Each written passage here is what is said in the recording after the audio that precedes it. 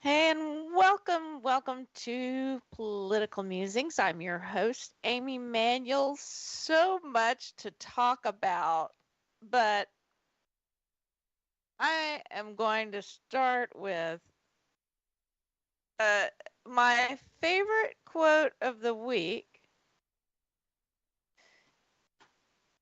And it comes from my absolute favorite favorite member. Let's try that again. My favorite member of the House of Representatives, and that is my girl, Jasmine Crockett. And you may hear this more than once today just because it is so perfect. But here she is. If you could speak directly to Elon Musk, what would you say? F off. That's it.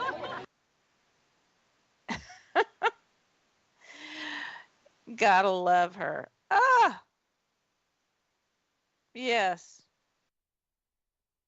That is my message to Elon Musk as well.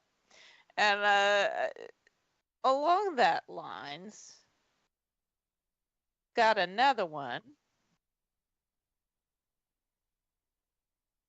And this is from Greg Casar, another representative from Texas. Both these, a couple of my favorite folks now are U.S. reps from the state of Texas. And I think, the kind of the process here in Texas is that we get our U.S. reps will start out in the Texas legislature. And if you want to know, try what it is like to be in the minority and be a Texas Democrat. And you learn how to fight in the Texas legislature. So we, at least as Democrats, we'll start our folks off. A lot of the Republicans do. We'll start them off, get their training in that Texas ledge, and then they're ready to go nationwide. As one of our few democratically held seats becomes available, or things move around. But Greg Casar had a plea, because what is going on with Musk, with this, what he's doing, where he is, he's got these Doge people who are going around cutting willy-nilly and stopping funding for things like medical food and housing to people in the poorest part of the world, which is our soft power throughout the world. It is so much cheaper to feed people in a foreign country than it is to kill people in a foreign country. It's just cheaper.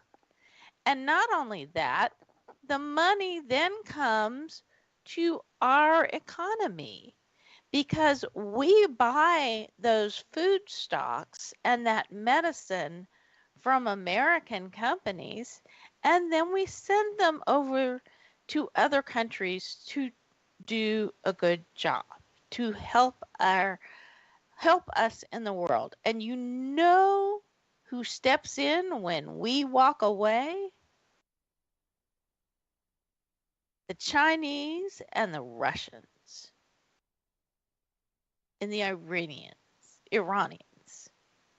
So, our adversaries would love us to stop feeding children and and the same goes with stopping disease. Well, it's a whole lot cheaper to stop the spread of a disease in another country. Oh, like Ebola. Oops. In an Oval Office meeting, Musk, who I'm still don't understand why he is in these Oval Office meetings, uh, then what are we doing? What are we doing? Why? So here it is. Here's Greg Kassar talking about just that subject. Let me play that clip for you real quickly. I'm going to do something that I've never done in a congressional hearing before, and that is plead for help from the American people, plead for help from my Republican colleagues on something that we actually all agree on, because lives are at stake right now. I'm going to start by describing the facts on the ground. Millions of people are at risk of dying of starvation in areas of the world where Democrats and Republicans have already agreed and committed to feeding them with American-grown food for humanitarian reasons and for global stability.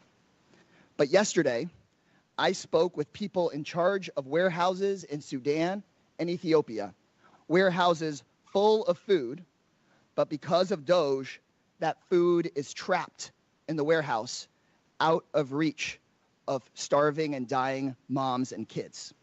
In those two countries alone, 150,000 children and moms are at risk of dying this month if that food is not delivered from the warehouse to them right up the road. Everyone agrees that's not supposed to happen. Republicans voted for this food, and Democrats voted for this food to get out. Secretary of State Marco Rubio says the food should go out as part of his life-saving waiver. Doge Chairwoman Marjorie Taylor Greene started this hearing by saying that life-saving food programs should still be running. We have paid for the food, and we have shipped it, and it is sitting trapped in the warehouse because Doge is blocking the payments needed to get the food out to the people who need it. So here's what that means. It means that kids are dying, and more will die tomorrow, of severe acute malnutrition. If you want nightmares, just Google severe acute malnutrition and look at the photos. The way that healthcare workers determine if a kid is dying of this is they measure their bicep. And if their bicep is less than 4.5 inches around, then that means you could die of starvation tomorrow. Think of a kid's arm fitting through this hole. Think of your kid's arm fitting through this hole. These kids could die tomorrow. You've heard today about the waiver for life-saving humanitarian assistance, and all I'm asking is for Rubio's waiver to be made real. People watching at home, you can do something about this. I know many of these hearings are live on Fox News. I'm a Democrat. For many of the people watching, you may not agree with me on many issues, but I think we can all agree that this food needs to get out of the warehouse and to these kids. I've gotten phone calls from conservative friends, people of faith that moved to Africa to live out their faith of I was naked and you clothed me, I was hungry and you fed me, and they agree that this food should be given out. So call your Republican congressperson, call the White House, tell them you know they didn't mean to do this, but that this food needs to go out tomorrow. If you're in the press, cover this story. Ask questions about Ethiopia, ask questions about Sudan, tell the world about this. And to my Republican colleagues, Doge is not going to listen to me, but you can fix this. Pick up the phone, make a phone call. Y'all could save lives today. Send an email. Please put politics aside, get the food out of the warehouse, save these kids' lives. You can save these. So, yeah, save the lives of children. This is what's happening, folks. This is what is happening. Kids are literally dying, and we're screwing around. But the main thing I wanted to talk about, what has been going on in the White House with these Oval Office meetings with members of foreign heads of state, where Trump is freaking lying, just lying about Europe's. Europe is not getting the money back. And what Biden negotiated was that we would give Ukraine money to buy weapons from our weapons manufacturers, and then, we don't have to go there and fight. They are willing to stand on their own.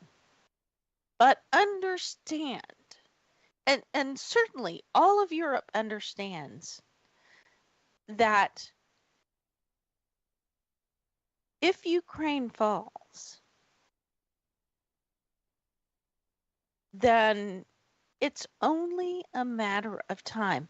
See, we knew the reason why when Putin took Crimea from Ukraine, that we imposed sanctions, because that was when Obama was still in office, if you remember. And you'll hear President Zelensky talk about that. Then what happens is that he's not going to stop, because Putin believes that all those parts of Europe that used to be part of the Union of Soviet Socialist Republic, the USSR, that all belongs to Russia. And so if you want to see World War III, Trump has now decided that we're on the side of the Axis powers. There was a UN, there was a vote in the UN on a resolution supporting Ukraine and condemning the Russian invasion. And we had our representative vote how? Vote with Russia, Iran, China, and North Korea. There were only 8 that voted against this, but we were on the side of those 8. So I don't know what to tell you other than this is good. We have some people wanting to turn back the clock. One of them is Putin. He wants back the Soviet Empire. In Turkey, I can't remember his name right now. He wants the Ottoman Empire back. So we've got these people, and we need to quit helping them and be on the side of right. Now I feel like it's just shocking. But one of the things, Trump keeps lying about Russia's contribution. So here is, where is that? Could have sworn here's Macron. So this is one of those meetings. All right. Let's play this clip here.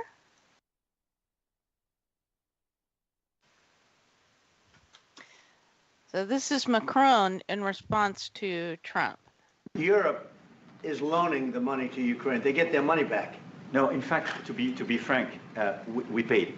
We paid 60% of the total effort, and it was through, like the US, loans, guarantee, grants, and we provided real money. To be clear, we have 230 billion frozen assets in Europe, Russian assets, but this is not as a collateral of a loan because this is not our belonging. So they are frozen. If at the end of the day, in the negotiation we will have with Russia, they're ready to give it to us, super. It will be loan at the end of the day, and Russia will have paid for that. If you believe that, it's okay with me. That was so disgusting. That after, first of all, he tells the lie that he keeps increasing the amount that we've contributed, and it's like doubled, and then decreasing the amount that Europe has actually given. As Macron said, Europe's contribution is 60%. So they are giving more than us, and it is a gift. They're not getting their money back. That's a lie. And he told that lie again. Trump told the lie again when Starmer from England, from the UK, was here. And then again with Zelensky in the Oval Office. He keeps lying, and they keep going, no, that's not how it goes. That's not what's going on. And yet he keeps doing it because, he believes if you just keep saying the same lie over and over again, his people are going to believe him. Don't believe him. Why would you believe him? Everyone is correcting him straight from the Oval Office, and he looks like a damned idiot. But I think the worst was on Friday with this meeting in the Oval Office with Zelensky. I have never been so ashamed and embarrassed of how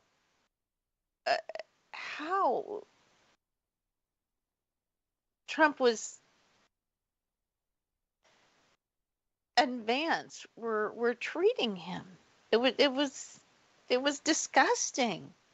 So let me just play this clip. This clip is of J.D. Vance. And once again, embarrassing.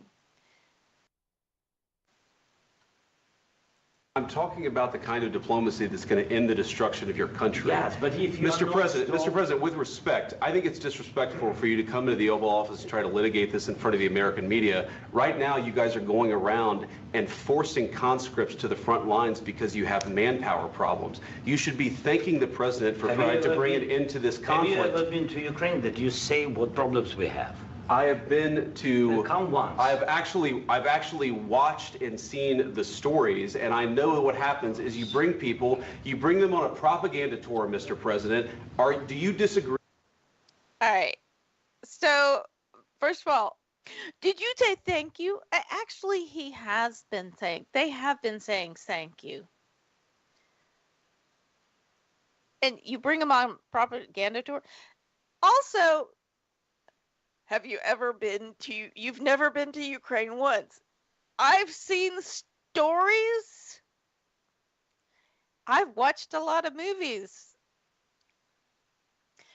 I've seen Star Wars. that doesn't mean I've been to Tatooine. I don't know Tatooine because I watched Star Wars. I don't know what's going on. And they were invaded. They were invaded by Russia. That's the other thing. Trump is calling Zelensky a dictator. He was, in fact, elected. Zelensky was elected. They cannot, while there is a war going on, have an election because they are having to focus on fighting against the Russians. And while this Oval Office meeting was going on, the Russians bombed a hospital in Ukraine. Yeah, they purposely bombed a hospital while this was going on, while our president and vice president are putting out Russian talking points. These are Russian talking points.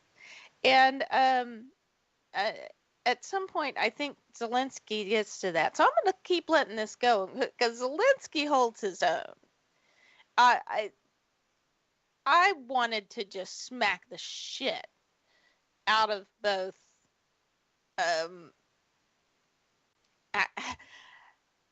out of J.D. Vance. He was such a little weenie. And Trump acting like he's a goddamn mob boss. Nice country you got there. Shame if something should happen to it. But let's hear more of this exchange.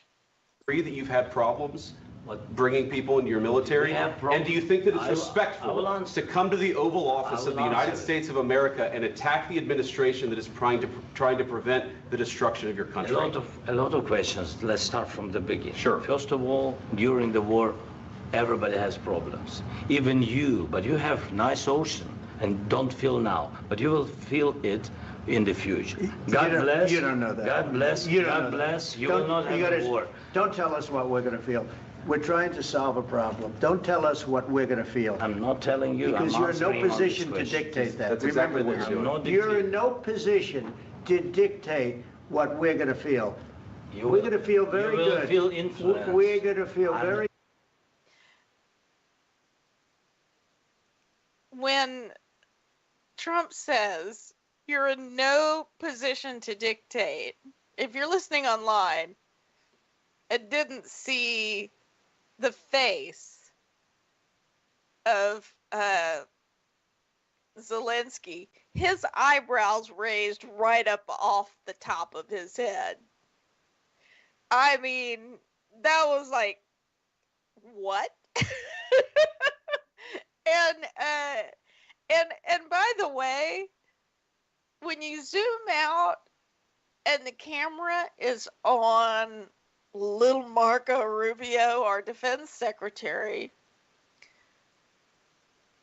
Rubio has this side-eye look like, oh my God, get me out of this fucking room. What the hell is going on? This is insane. I am so embarrassed. But this whole thing was a setup.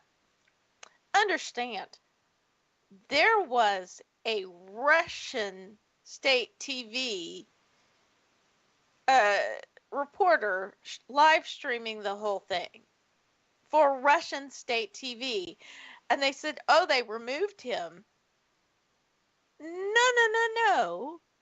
That somehow he just got in there. No. In order to get into the Oval Office, well in advance, they do a background check on you. They do all kinds of screening. They make sure the day of, they tell you what entrance you are to wait at. You are checked and scanned for everything you give up, your cameras and your whatnot. You don't get into that room accidentally. So that was planned for them. So they were planning to give all these Russian talking points. The only person that won was Putin. Putin won this exchange. I mean, and I love there's a great new show that's on CNN on Saturday night called "Have I Got News for You?" starring Roy Wood Jr. and Michael Ian Black and and Amber Ruffin. And it's sort of like wait, don't tell me if you've ever listened to that on NPR. It's kind of a game show about the news, but it's comedians competing, and there's two teams. Amber's got one team, and Michael Ian Black has the other. And this week, Dave Foley from Kids in the Hall and News Radio and a whole bunch of other stuff, he was on Amber's side. And then on Michael Ian Black's side was the great Jasmine Crockett. And at some point, Michael Ian Black is like, how about if you just talk for the rest of the show and we'll listen? Because Jasmine Crockett is amazing, as we've seen. But let's hear some more of this exchange. Good and very strong. You will feel influence. You're right now not in a very good position. You've allowed yourself to be in a very bad position, and he happens to be right about it. From the very beginning of the war. You're not in a good position. You don't have the cards right now. With us, you start having cards. Playing cards. Right now, you don't. You're playing cards. Mr. President. You're playing cards. Serious. You're gambling with the president lives of millions of people. I'm not playing cards. No, he's not playing cards. This is it's a very serious war, and Trump's talking about playing cards. Is he playing poker? Is he playing tiddlywink? What the hell? Go fish? You're gambling with World War III. You're gambling with World War III. And what you're doing is very disrespectful to the country, this country, that's backed you far more than a lot of people said they should have. Have you said thank you once? This entire meeting? No, in this entire meeting, have you said thank you? You went to Pennsylvania and campaigned for the opposition in October. Offer some words of appreciation for the United States of America and the president who's trying to save your country. Please, you think that if you will speak very loudly about the war, He's not speaking loudly. He's not speaking loudly. Your country's in big trouble. Can I Wait a minute. No, you've done a lot of talking. Your country is in big trouble. I know. You're not winning. You're not winning this. You have a damn good chance of coming out okay because of us. Mr. President, we are staying in our country, staying strong from the very beginning of the war. We've been alone, and we are thankful. I said thanks you haven't in been this alone. cabinet. You haven't been alone. In this cabinet. We gave you, through this stupid president, $350 billion. You voted for your president. That's a lie. Not $350 billion. That's about twice what we've given, and it's just he keeps telling these lies. Military equipment, and you men are brave, but they had to use our military. If you didn't have our military equipment, this war would have been over in 2 weeks. In 3 days, I heard it from Putin. In 3 days, this is something. Maybe. I love that. In 3 days, I heard this from Putin. Oh my God. Oh my God. Can we have him as our president? I mean, I'll take him. I'll take Scheinberg in Mexico, Macron. Hell, I'll take Keir Starmer. And I can't stand Keir Starmer, but good God. You've been talking enough. You invited me here to speak. Can I answer the question? No, you've been talking enough. Ugh. Ugh. All right, let's hear some more. Less. In 2 weeks, of course he has. It's going to be a very hard thing to do business like this. I Again, tell you. just say thank you. I said a lot of times that there, to American people. Accept that there are disagreements, and let's go litigate those disagreements rather than trying to fight it out in the American media when you're wrong. We know. Okay, this was a setup. The whole thing was a setup, and even Fox News is having trouble trying to put lipstick on this pig. But they set him up and then threw nothing but Russian talking points at him. And when Zelensky said, 3 days I heard it from Putin, what he was saying was, all this shit you're saying to me is, it's bullshit. But here's Vance over and over again. Have you said thank you? Have you said thank you? Have you said thank you? Yeah, Zelensky has been saying thank you, but this is bullshit. This is just bullshit. That you're wrong. But you see, I think it's good for the American people to see what's going on. I understand, sir. I think it's very I understand. important. That's why I kept this going so long. You have to be thankful. You don't have the cards. Thankful. You're buried there. Your people are dying. You're running low on soldiers. Listen, you're running low on soldiers. It would be a damn good thing. And then you tell us, I don't want a ceasefire. I don't want a ceasefire. I want to go and I want this.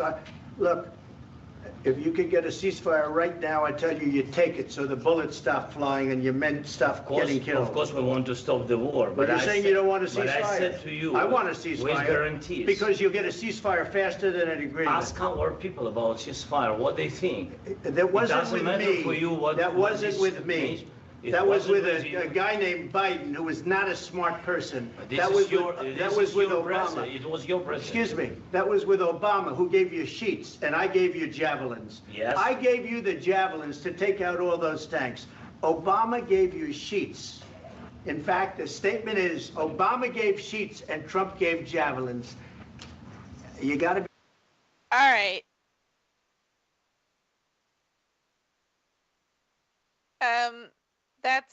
That's just a freaking lie. Biden gave him equipment to fight the war.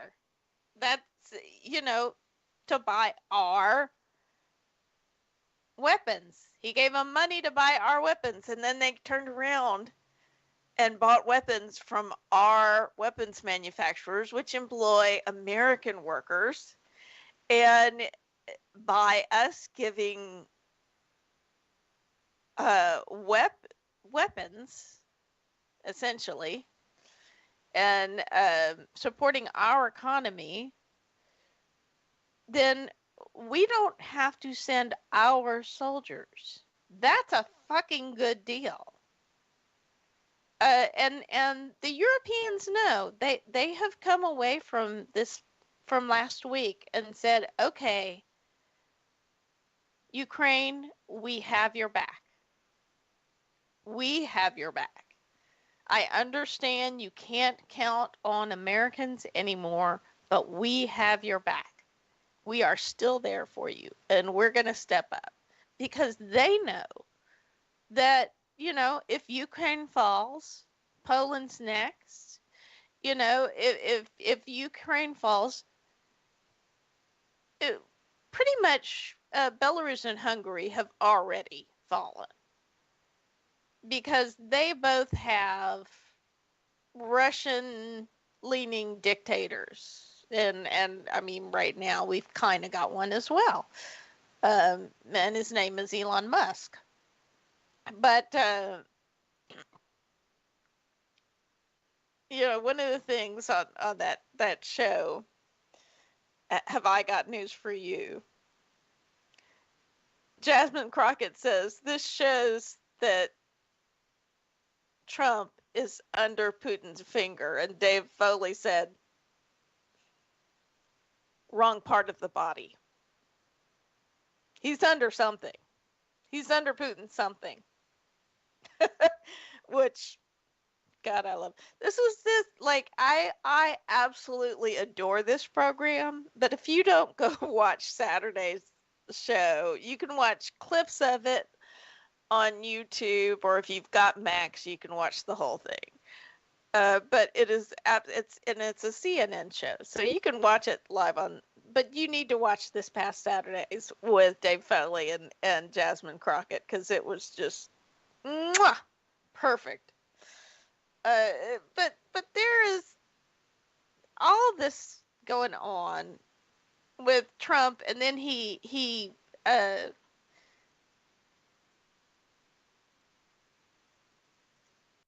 just he canceled the luncheon, or they had to eat in the hall or something petty. He's so freaking petty.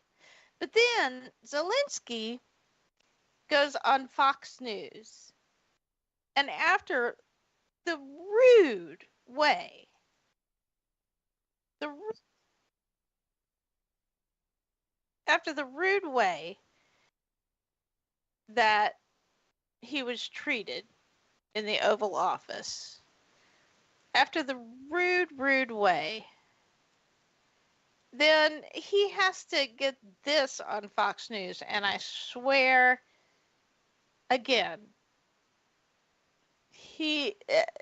Zelensky shows such control. And I would not be able to control myself this way. Zelensky is such a statesman and such a hero. During all these years, 10 Right. years. So I'm not hearing from you, Mr. President, a thought that you owe the president an apology. No, I respect president and I respect American people. And if, I don't know, if I think that we have to be very open and very honest. And I'm not sure that we did something bad. I think maybe sometimes some things we have to discuss out of media, with all respect to democracy and to free media. But there are things that where we have to understand the position of Ukraine and Ukrainians. And I think that is the most important thing. Yeah. All right. So that was the first part. Let's hear the second part of the same interview.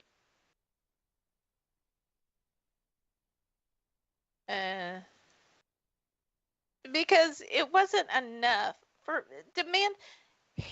We should be apologizing to Zelensky. Trump and Vance owe an apology to Zelensky. That's what needs to happen here. Trump and Vance need to apologize. That's who needs to apologize. Not Zelensky. Oh, ugh. So here we go. Here's some more of that interview. The public spat in the Oval Office in front of the media served Ukrainians well today. I think this kind of spat is I mean this this is not good for both sides anyway. And I very open, but I can't change our Ukrainian attitude to Russian, and I don't want they're killers for us. This is very, very clear that Americans are the best of our friends, Europeans are the best of our friends, and Putin with Russian, they're enemies. And it doesn't mean that we don't want peace. We just want to recognize the reality, the real. Okay. Again, it's not good for either side. These things are supposed to be done behind closed doors, but that wasn't what Putin wanted. That's not what Trump and Vance wanted. They wanted to put on a show.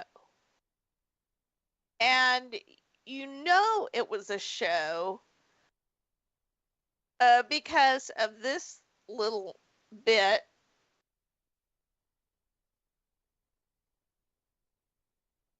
that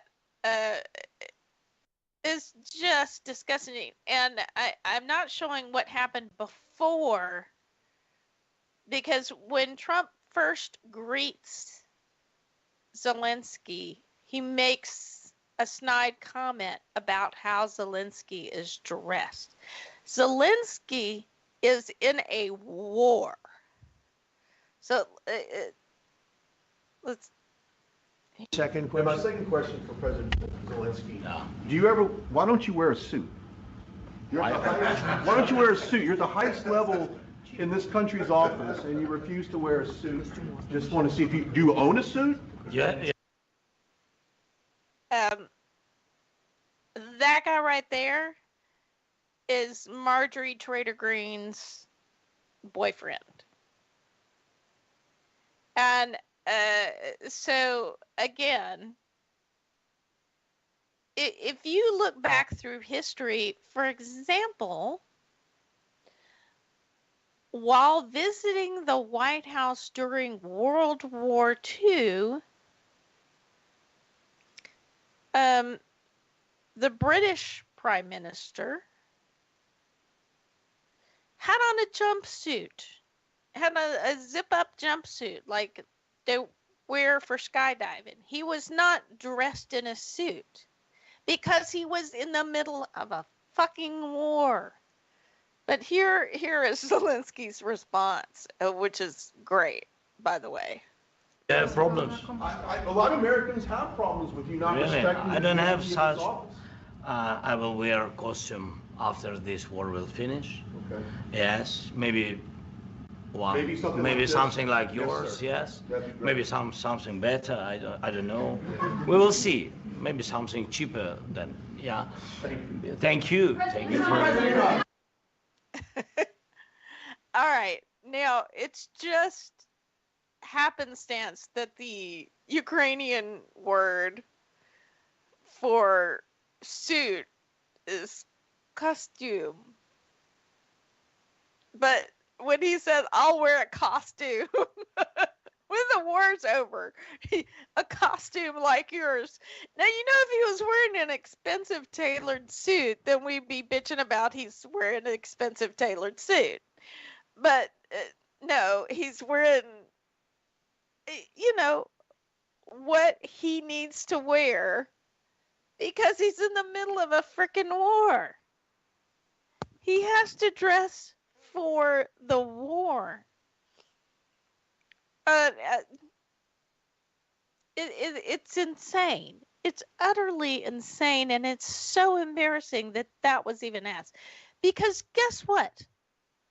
Nobody said a goddamn word on the right from about Musk twice in White House meetings, you know, in front of the press, wearing a t-shirt and a cap, or having his, you know, little kid picking his nose and wiping his boogers and telling Trump he's not the president and to shush his mouth. It's wow. I just, I don't even know where to begin. That's just embarrassing. That is embarrassing for us. Now, while Zelensky is on Fox News, then Trump does this presser. Trump does this presser in a freaking Make America Great hat. What?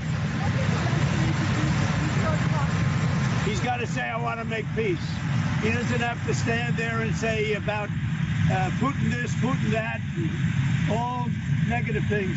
He's got to say, I want to make peace. I don't want to fight a war any longer. His people are dying. He doesn't have. Yeah, he's just got to say, I want to make peace. What Trump is really saying is, you have to just give up everything. Just give up your country. give, well, maybe just half, and while you're at it, give us your mineral rights. Now, as somebody pointed out, the rare earth minerals, it's not that great. They want the oils and the ports too. That's the thing. But Trump doesn't want it for us. Lithium, you can get the water in El Paso has lithium in it. We have plenty of easily accessible lithium already in the United States. We have all this. Trump doesn't want it for him. He wants it for Putin. He wants to give those rare earth minerals to Putin. He wants to give that port to Putin because, again, the Russians want a warm water port. That's why they took Crimea. That's why they took Crimea. So that's like Alexander the Great, Tsar Nicholas, Catherine the Great. Russian leaders have been, and Stalin. They've been, trying to take over that part of Europe for a long time. So that's why. That's absolutely why. They want. They don't want it for us. They want it for them. So stop saying that. That's silly. I want to finish with this because we know for a fact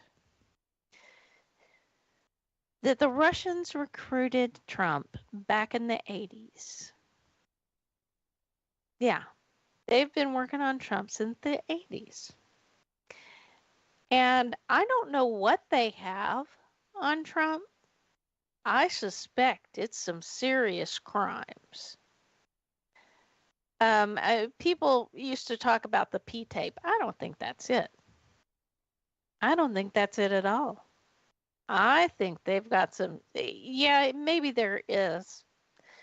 But I think Trump's committed some serious financial crimes on behalf of the Russians. And I think, and this is just not based on anything in particular,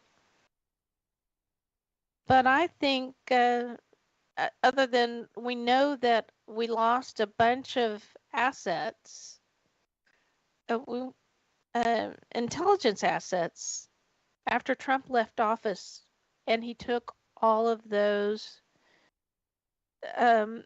documents. Well, and while Trump was in office, but a lot of our CIA, NSA agents, a lot of our intelligence agencies lost assets and lost agents.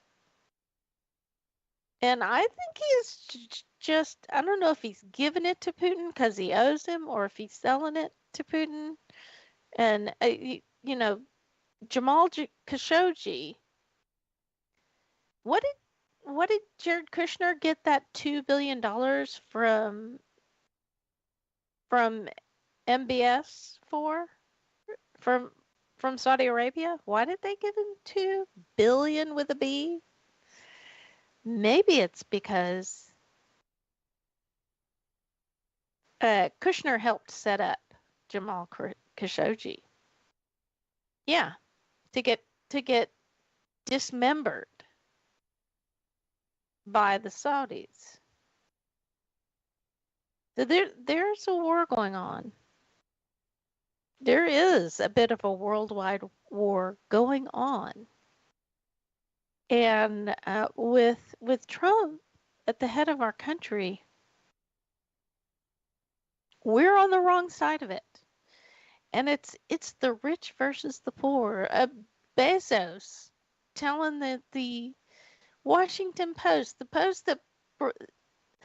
paper that broke Watergate and the Pentagon Papers, and used to be known for real journalism. Now even the editorial page is, if it's not going to, let's face it, be complimentary toward Trump and his plans, then it's not going to be in the Washington Post. So the Washington Post is not going to have opposing ideas anymore in their editorial section.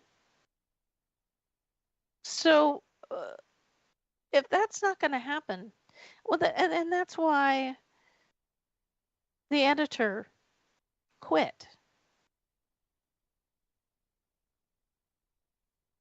Right now, we're on the wrong side of this.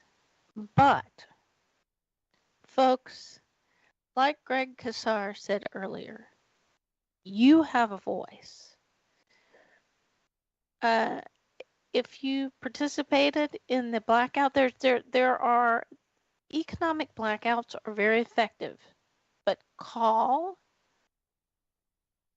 write letters, show up, call the White House, write letters to the White House. Let your representatives know how you feel. There's stuff going on right now in Austin. You know, the ledge is in session, and once again, being pushed by Greg Abbott is the privatization of our schools and trying to defund our public education system in favor of private religious education. And it's not good for huge swaths, even, you know, especially in rural red Texas. That's who this hurts the most, not our, you know, not, it's not going to be Dallas that loses the most money or Houston. It's going to be all these small towns all across. Texas is the second largest land-wise state. Only Alaska is bigger, but really more of Texas is inhabitable than, and there's certainly a lot, and we're the second most populous state. So privatization of our public schools hurts Texas and Texans, but it's taking money from the poor, literally food out of the mouths of babies, to help, because billions isn't enough. Having billions, Jeff Bezos, Elon Musk, Mark Zuckerberg, they could solve world hunger. They could solve the housing crisis, but they won't, because it's never enough. You still got to have more tax cuts. That's what was in that House budget resolution, was we're going to cut SNAP and Medicaid. We're going to throw, you know, grandpa out of the nursing home. We're going to literally take food out of the mouths of children just so we can have more tax cuts for the rich. We're going to put people all over the country out of work. You know, we're going to they fired people who were over nuclear security. Are you kidding me? Oops. People trying to stop the Ebola outbreak in Africa. We defended that. People just working. Hey, maybe does your family like to go camping and go to national parks? Oh, that was another thing. They fired all these people at our national parks, and they fired the only guy at Yellowstone who was a locksmith who had the ability to get people out of locked bathrooms on Yellowstone. Are you kidding me? Oops. And they fired so many of these people, but they weren't even paying attention to what they were doing. And so, children are starving in Africa, and people are just losing their regular jobs all over the country. They fired air traffic controllers. We have planes crashing left and right now, and they're firing air traffic controllers because of what? DEI? I'm sorry, that's just bullshit. But, I have one thing to say to Elon Musk.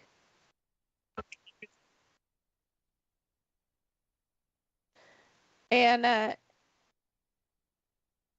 I share this sentiment with Jasmine Crockett, but it's not just Musk. It's to Trump and Vance and all of the Bezos and all these people kowtowing to the oligarchs and the oligarchs just that care about nothing but money and power and, will starve us to death.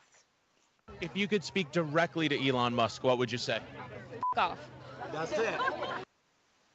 Yeah, that's my message. That is my message for today. And in fact, that will be the last word for today's show. One more time, and then we'll roll the credits. If you could speak directly to Elon Musk, what would you say? Off. That's it. Fuck off. I'm going to say it. Trump, Vance, whoever that asshole was, Marjorie Taylor Greene's boyfriend, who asked about why Zelensky wasn't wearing a suit, fuck off. Musk, fuck off. That's all I have for you today. Remember, get registered, get informed, get politically active, and go vote. And if you don't have anything nice to say, come sit by me.